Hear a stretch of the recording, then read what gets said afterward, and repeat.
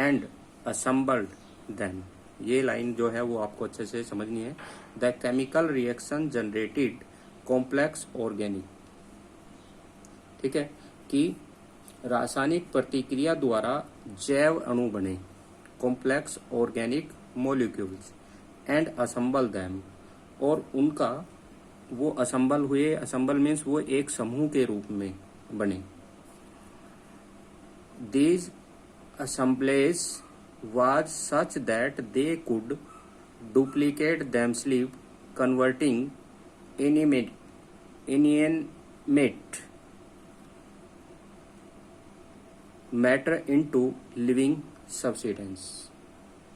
ये समूह धीरे धीरे बढ़ते गए और इससे जो निर्जीव तत्व थे वो अपने जैसे जीवित तत्वों में परिवर्तित हो गए। Such that they could duplicate themselves, जो अपने जैसे जीवित तत्वों के अंदर कन्वर्टेड, इनएमिनेट, अपने जैसे जीवित तत्वों में परिवर्तित हो गए, matter into the living subsidence.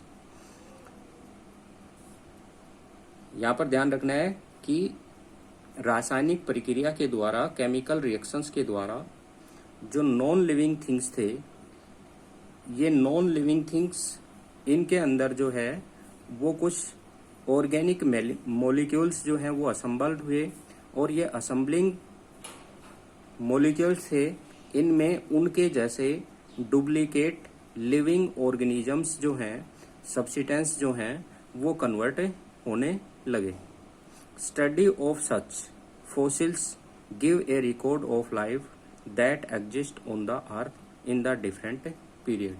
पृथ्वी पर जीवन के जो चिन्ह होते हैं, उनके जो एविडेंस हैं हमारे पास, ये हमें कहाँ से मिलते हैं? जो फॉसिल्स मिलते हैं, जो हमारी चट्टानों वगैरह के अंदर जीव जंतुओं के जो अवशेष मिलते हैं, जो जीवन के चिन्ह मिलते हैं, उनसे हमें इनके बारे में जानकारी मिली है। पृथ्वी पर जीवन के चिन्ह विभिन्न समय अवधियों की चट्टानों में पाए जाने वाले जो फॉसिल्स हैं, जो जीवांश हैं, उनके रूप में मिलते हैं। Most of the scientific studies conclude that life began to evolve about 3800 million years ago।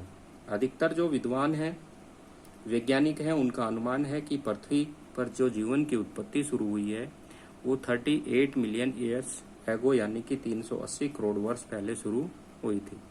The summary of evolutions of life is given in the geological time scale represented in table 2.2। 2.2 की जो हमारी ये table है, इसके अंदर जो है वो पूरे हमारे लाइफ की जो स्टडी है वो दी गई है। उसकी उत्पत्ति जो है वो दिया गया है कि वो कहाँ से होता है। इसको जो, इस टेबल को जो हमें पढ़ना है वो पढ़ना है हमें नीचे से इसमें पढ़ना है। जैसे कि ये दिया गया है सुपरनोवा और बिग बैंग। बिग बैंग की घटना घटित हुई, इससे सुपरनोवा हुआ, उससे ओरिजिन ऑफ स्टार का फॉर्मेशन हुआ, और स्टार के फॉर्मेशन के बाद हमारे प्लेनेट का फॉर्मेशन हुआ।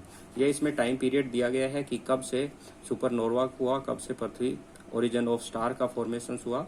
तो 13,700 मिलियन ईयर्स एगो जो है वो बिग बैंग की घटना घटित हुई, और 5,000 मिलियन ईयर्स से हमारे ओरिजिन्स ऑफ स्टार और प्लेनेट का फॉर्मेशन हुआ। तो जैसे इसमें दिया गया है कि बिग बैंग की जो घटना हुई वो 13,700 मिलियन ईयर्स एगो हुई।